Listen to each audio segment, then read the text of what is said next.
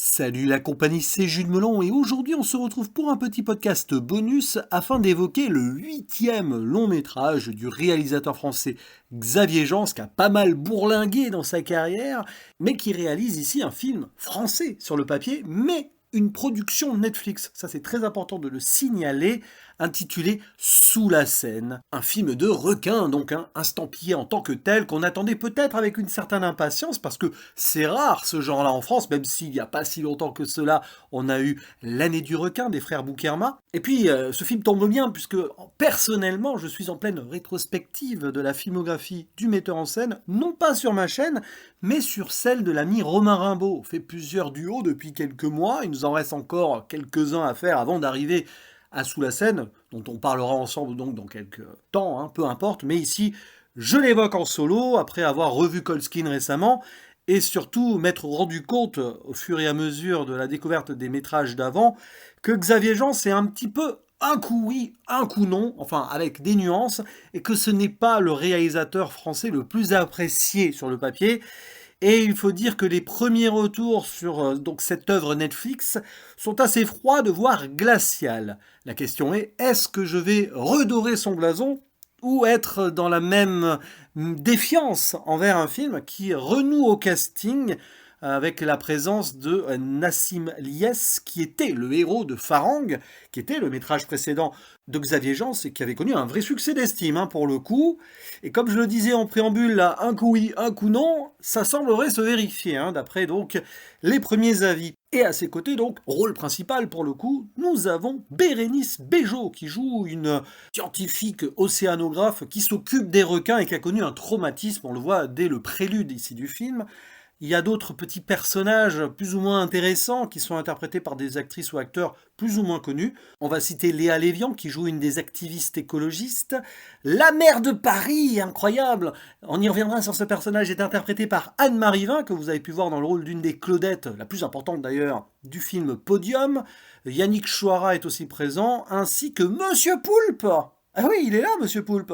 Bon, il va pas durer longtemps dans le film, mais il est là. Il y a également Patrick Ligardès, qui joue un préfet et qui était dans Frontières, par exemple, le premier métrage d'un Xavier Jeans, qui, à l'époque d'ailleurs, avait eu dans celui-ci un petit caméo de Yannick Dahan, j'en parle d'ici, de ce journaliste, Opération Frisson, parce que c'est aussi quelqu'un qui travaille dans le cinéma, et ici il a co-scénarisé Sous la Seine, oui, oui, avec Xavier Jeans et une certaine Maud Ewang, qui avait été sur La Horde, le film réalisé par Yannick Dahan. Bon, alors, de quoi ça parle Sous la Seine? Eh bien, d'un requin plus ou moins mutant qui a bien grandi, une femelle d'ailleurs, une sorte d'immense requin mako, c'est son nom, qui s'appelle Lilith et qui visiblement a migré vers Paris, ce qui est improbable parce que normalement ce ne sont pas des requins d'eau douce. Ça n'existe pas un requin d'eau douce, en tout cas. Mais elle a pu s'adapter, d'où cette introduction avec une citation de Darwin. Et disons que elle a mis bas aussi, sans en dire plus, parce que des requins, il y en a plusieurs. Sauf que cette requin en question, la dame donc qui est là dès le début, la scientifique, la connaît bien. Elle faisait partie de ces espèces qui avaient été balisées par donc elle et ses collègues. Et 3 ans après, elle la retrouve sur son chemin alors que la Lilith en question, elle a fait des dégâts à son équipe. Bon, pour faire simple, Sophia, elle est seule. Et elle s'est rangée parce que ça a été horrible pour elle comme expérience. Mais là, elle va devoir rempiler pour sauver Paris. Et surtout, une épreuve de triathlon qui est prévue avant les JO, tiens donc, que la mère veut à tout prix conserver. Attention, c'est hyper important pour l'ego et bien sûr le rayonnement de la capitale française à l'étranger. Bah là, tu parles d'un rayonnement pour la France, ça va être bien beau tout cela. Bon, j'en dis pas plus. Et c'est un film d'horreur. Pas que.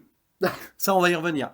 C'est surtout quelque chose d'assez particulier. On se demande déjà, première chose, où sont passés les 20 millions de budget. Alors ça, c'est comme souvent chez Netflix. C'est pas parce qu'on va annoncer un chiffre particulier que tout a été utilisé pour la confection même du métrage. Voilà, c'est ça le problème des productions Netflix qui dilue souvent son argent dans les à côté, et là ça se sent malheureusement. Bon, c'est pas le principal en soi, on peut le voir comme un film fauché en oubliant le principe des 20 millions, mais s'il y avait que cela comme problème.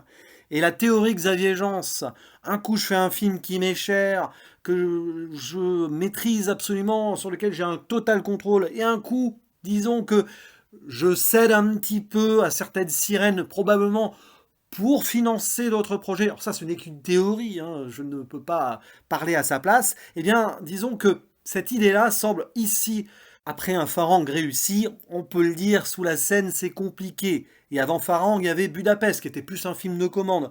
Et avant, il y avait Colskin, qui est peut-être le meilleur Xavier Jean, ce que je vous conseille vivement. Auparavant, il y a The Crucifixion, qui est pas terrible. Et puis, il y a The Divide, qui est intéressant, en mode survival post-apocalyptique. Et avant, il y a Hitman, qui est bof, bof, bof. Et le premier film, Frontière, qui a son intérêt. Et qui est un petit peu le bébé le plus, on va dire, dynamique et originel d'un Xavier Jean, qui se cherchait encore à l'époque, mais qui offrait au moins quelque chose de personnel. Et bien là, oui, c'est un film Netflix, et on le sent, bon, sur certains points, il y a un petit cahier des charges quand même sur l'écriture des personnages qui alourdit le propos, et on se demande où veut aller ce métrage, tout simplement. Sur quel pied danse-t-il? Entre horreur parfois bien frontale et moments presque second degré, où on sent que Xavier Jean s'est amusé, notamment avec La Mer de Paris, avec quelques attaques de requins qui peuvent un peu faire sourire ou d'autres quand même faire flipper, le film n'arrive pas vraiment à se situer sur un ton précis. On est entre la série B nanar, navet absolu, et à un moment quelque chose qui peut être gore avec de l'émotion ou du moins une tension particulière. Il y a quand même l'idée du réchauffement climatique, des gens qui ont souffert avec des traumas, mais alors c'est dilué dans un bazar là où on a l'impression que Paris est résumé à 2 ponts et un quartier, en gros une partie de la Seine. Alors là, je pense que c'est juste dû aux autorisations qui ont été limitées pour le tournage, au budget qui n'a pas été nécessaire pour recréer d'autres endroits de Paris. Donc c'est quand même un peu décevant là-dessus, parce qu'on n'a pas l'impression d'être dans la grande capitale de France, si vous voyez ce que je veux dire. C'est assez restreint, et à part l'épreuve de triathlon vers la fin, c'est léger à ce niveau-là. Mais bon, c'est pas grave. Après tout, bon, ils ont réussi à jouer là-dessus, sur les limites, en, par exemple, désorientant le spectateur sur des séquences dans les catacombes, où les requins font leur nid et tout. Ça, c'est bien, d'ailleurs. Tout ce qui se passe par là, il y a l'idée, il fallait creuser. Mais après, il y a trop de choses en fait qui veulent se mettre en relation entre donc la scientifique vraiment isolée, toujours solitaire, mais quand même qui garde ce courage avec ce trauma en elle, les jeunes militants écolos qui sont en tête brûlée, qui font un peu n'importe quoi, et bon, bah, je sais pas quel est le message sur eux de la part du film, mais bon, peu importe. La police fluviale, donc, où joue Nassim Niasse, qui est représenté de façon étrange, très sympathique, avec une forme de diversité assez incroyable pour un corps de police, et ça sonne faux, vu, disons, ce que l'on sait de l'actualité. Après, moi, je peux comprendre que Xavier Jean, Yannick Dahan et Maud Ewang aient voulu situer ici ce film dans une sorte de réalité parallèle. Oui, on est clairement dans une utopie ici de la représentation des forces de l'ordre, qui va nous mener vers une dystopie absolue sur la présence de requins, ce qui est improbable, dans les eaux de la Seine. Évidemment, c'est pas censé représenter la réalité, mais du coup, bah, on a du mal vraiment à avoir aussi de l'attention et ressentir des choses avec ces personnages. On n'y croit pas des masses, quoi. Bon, et puis voilà, la mer de Paris, mais sérieusement, on est entre Valérie Pécresse, Anne Hidalgo, et même soupçon de Rachida Dati. Moi, je suis intéressé par l'idée de tourner en dérision les politiques, mais là, c'est too much. Et c'est surtout trop caricatural pour que vraiment il y ait un discours, réflexion sur la société. Ça ne fonctionne pas. On va même jusqu'à la montrer en train de se nettoyer avec du gel hydroalcoolique après avoir juste serré une petite mimine à un moment. Oh là là. Donc bon, c'est surjoué en plus. Anne-Marie Vin, qui est une actrice qui est quand même plutôt douée à la base, ici c'est compliqué. Mais d'ailleurs, la direction d'acteurs et d'actrices, tu sens qu'il n'y en a pas. C'est pas ce qui a intéressé, on va dire, Xavier Jean ici. Il voulait faire un petit joujou, je pense, avec ce qu'on lui donnait, en ayant conscience d'avoir des limites, des restrictions. Il a accepté, hein, ici, Netflix, bon, peut-être parce qu'il a une idée de projet derrière et qu'il fallait faire quelque chose avec ça. Et ce qui l'intéresse, on le sent, mais comme souvent dans les films, entre guillemets, ratés ou bancals de Monsieur Xavier Jean, c'est que ce qui va marcher, ce sont les scènes un peu gorasses. Il y en a quelques-unes, et c'est ça qui est bizarre, parce que ça confirme le double ton du film. À certains moments, c'est très léger, hein, on va dire dans le ventre mou milieu du film, puis alors, vers la fin, dans les catacombes, et sur le final, lors du triathlon, c'est le festival. Quoique même, même, c'est difficilement lisible en fait, c'est ça un peu le problème. Mais bon, il y a la scène d'introduction à la rigueur, mais oh là là, il y a un truc assez grossier au niveau mise en scène quand même, c'est quand le personnage de Sophia sort de l'eau au ralenti, là, après s'être explosé les tympans parce qu'elle a été amenée dans les profondeurs. D'ailleurs, c'est pas du tout cohérent cette histoire. T'as l'impression qu'elle est entraînée à plus de 100 mètres et elle ressort en 3 secondes. Bon, c'est du cinéma. De toute façon, il faut accepter l'idée que c'est pas un film réaliste et que ça ne voulait pas l'être de base, évidemment.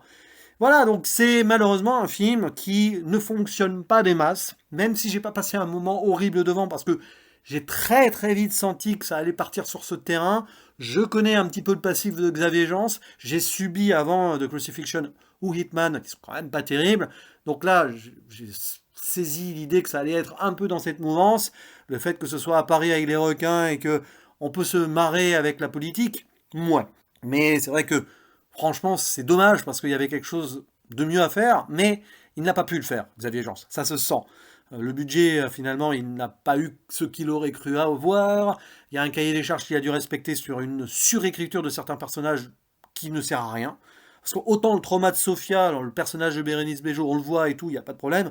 Mais celui du brigadier chef, là, Adil, joué par Nassim Niliès, non, c'est gratuit, ça ne sert à rien. On essaye de faire un parallèle entre les deux personnages, sauf que finalement, il n'y a pas de connexion véritable entre les deux, et qu'on s'en fiche surtout. Voilà, on ne prend pas le temps vraiment. Si, il y a une scène au bar ou je sais pas quoi, ouais, mais c'est nul, c'est mal géré sur ce tempo-là. Et en fait, tous ces personnages, ils peuvent crever ou survivre, on s'en fiche. Je parlerai même pas de la fin, parce qu'on peut rigoler sur ça. Hein, il suffit de pas grand-chose pour qu'on en arrive là, j'en dis pas plus.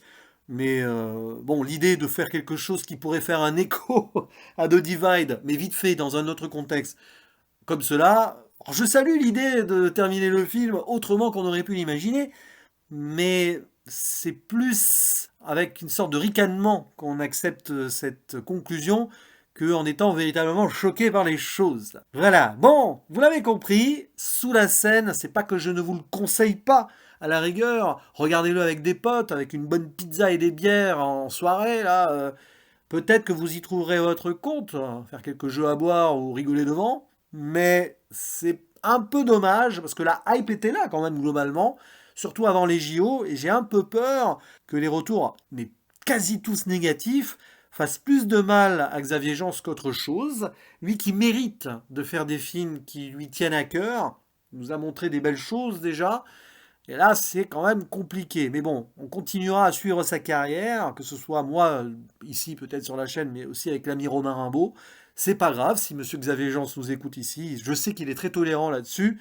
Et peut-être s'est-il déjà rendu compte entre-temps que des choses ne vont pas. Sur ce, je vais vous laisser. J'ai une souple de triathlète à faire chauffer pour mes petits requins là. Et je vous invite à dire en commentaire ce que vous avez pensé, bien sûr, de ce film. À la prochaine, ciao!